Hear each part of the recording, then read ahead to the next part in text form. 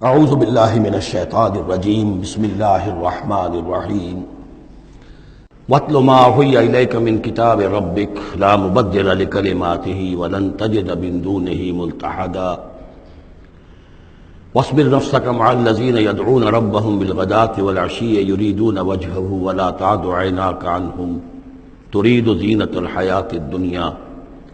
ولا تطع من اغفلنا قلبه عن ذکرنا واتبع هواه وَكَانَ أَمْرُهُ فُرُطًا وَقُلِ الْحَقُّ مِنْ رَبِّكُمْ فَمَنْ شَاءَ فَلْيُؤْمِنْ وَمَنْ شَاءَ فَلْيَكْفُرْ إِنَّا أَعْتَدْنَا لِلظَّالِمِينَ نَارًا أَحَاطَ بِهِمْ سُرَادِقُهَا صدق اللہ العظیم۔ اور پڑھا کرو اس میں سے کہ جو وحی کیا گیا ہے آپ کی جانب آپ کے رب کی کتاب میں سے، اس کی باتوں کا بدلنے والا کوئی نہیں، اور نہیں پاؤ گے تم اپنے لیے اس کے سوا کوئی اور جائے پناہ۔ تھامے رکھو، روکے رکھو اپنے آپ کو ان لوگوں کے ساتھ جو پکارتے ہیں اپنے رب کو صبح و شام اور چاہتے ہیں اس کی رضا، طالب ہیں اس کے روئے انور کے، اور نہ دوڑیں آپ کی نگاہیں ان سے ہٹ کر آپ کہ دنیا کو یہ محسوس ہو، یہ مغالطہ ہو کہ ترید و زینت الحیات الدنیا۔ یہ ذرا مشکل مقام ہے قرآن مجید کا کہ بظاہر تو الفاظ یہ ہیں کہ آپ کی نگاہیں دنیا کی زیبائش اور آرائش کی تلاش میں ان فقراء اور غرباء سے ہٹ کر امراء کی طرف نہ اٹھیں، لیکن ظاہر بات ہے کہ حضور صلی اللہ علیہ وسلم کی یہ شان نہیں تھی، لہذا اس میں جو بات سمجھ میں آتی ہے وہ یہ ہے کہ ایسا نہ ہو کہ آپ کے التفات کی وجہ سے دنیا یہ محسوس کرے کہ ان کی نگاہ میں بھی وقت اور اہمیت جو ہے وہ دنیاوی مال و دولت اور اسباب کی ہے۔ کسی داعی حق کے لیے یہ معاملہ بہت ہی نازک ہوتا ہے کہ ایک طرف جو حالات و واقعات ہیں اس کے اعتبار سے، جو حقائق ہیں اس کے اعتبار سے، معاشرے کے جو اونچے طبقات ہوتے ہیں، جو وہاں سرداری یا کسی اور طرح کی سربراہی کے منصب پر فائز ہوں یا ان کے پاس فراوانی ہو دولت کی، اب ظاہر بات ہے کہ ان کا ایک اثر و رسوخ ہوتا ہے معاشرے میں۔ ان میں سے کوئی ایک شخص ایمان لے آئے تو وہ بہت سے لوگوں کے برابر ہو جائے گا، جیسے حضرت عمر رضی اللہ اور ابو جہل کو حضور نے دونوں کو پیش کیا اللہ کے سامنے کہ اللہ ان میں سے ایک کو ضرور میری جھولی میں ڈال دے۔ ظاہر بات ہے کہ اس سے اسلام کو تقویت حاصل ہوگی،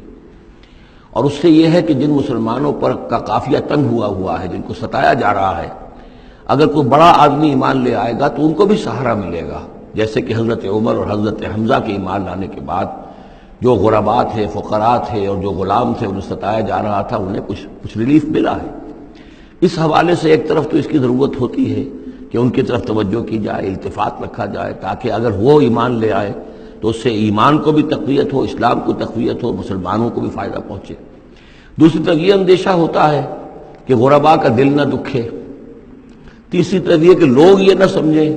کہ یہ بھی زیادہ جو ہے مدارات کرتے ہیں اور زیادہ التفات کرتے ہیں امراء کی طرف، اہم لوگوں کی طرف، گویا کہ ان کی نگاہوں میں بھی دنیا کی انہی چیزوں کی وقت ہے، انہی چیزوں کی اہمیت ہے۔ تو یہ تین طرف کی چیز سمجھیے کہ یہ چکی دو پارٹوں والی نہیں، تین پارٹوں والی ہے، کہ جس میں کوئی داعی جو ہوتا ہے وہ اس مخمصے میں آ جاتا ہے کہ ایک طرف تقاضا یہ ہے خود تحریک کا، دعوت کا، اس جد و جہد کا، اس کے تقاضے یہ ہیں کہ ان کی طرف التفات ہو، ان کی طرف توجہ کی جائے تاکہ ان میں سے کچھ لوگ ایمان لے آئیں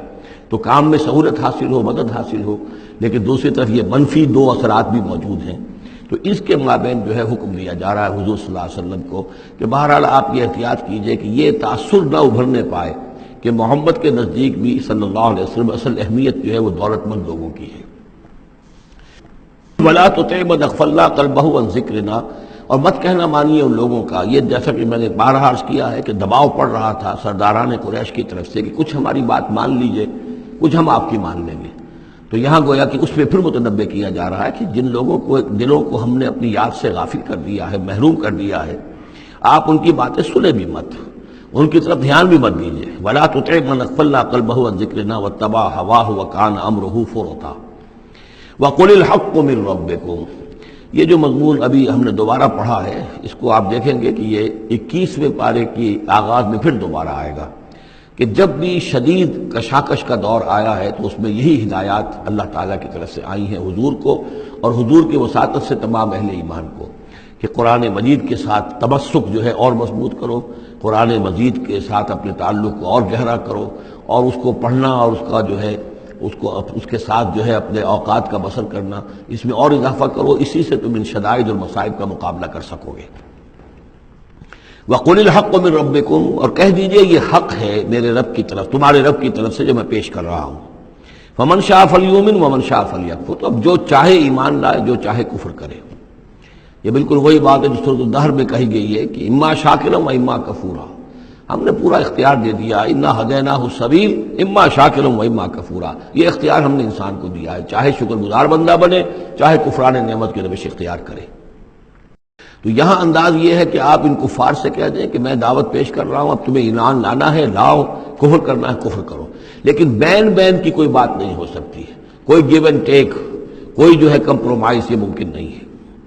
قُلِ الْحَقُّ مِن رَبِّكُمْ، ٹیک اٹ اور لیو اٹ، یہ حق ہے تمہارے رب کی طرف سے، چاہے اسے چھوڑ دو تو پورے کو چھوڑنا ہوگا، قبول کرنا ہے تو پورے کو کرنا ہوگا۔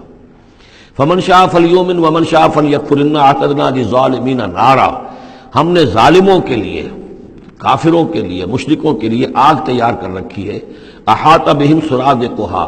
اس کی قناتیں ان کا احاطہ کر لیں گی، وہ قناتوں کی شکل میں آگ ہوگی، ان کو گھیرے میں لے لیں گی۔ وَإِن يَسْتَغِيثُوا، اور اگر وہ پیاس سے جہاں بلب ہو کر پانی مانگیں گے، یغاثوا بماء کالمہل یشفی الوجوہ،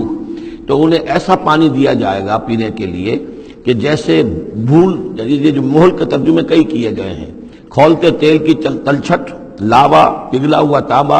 اور پیپ وغیرہ، مان سدید، ان میں، اور وہ اتنا گرم ہوگا یشفی الوجوہ کہ ان کے چہروں کو بھون دے گا۔ بیس الشراب، بہت ہی بری شے ہوگی پینے کی، وساعت مرتفقہ، اور یہ ان کے لیے ان کی آرام گاہ جو بنے گی جہنم، بہت ہی بری آرام گاہ ہوگی۔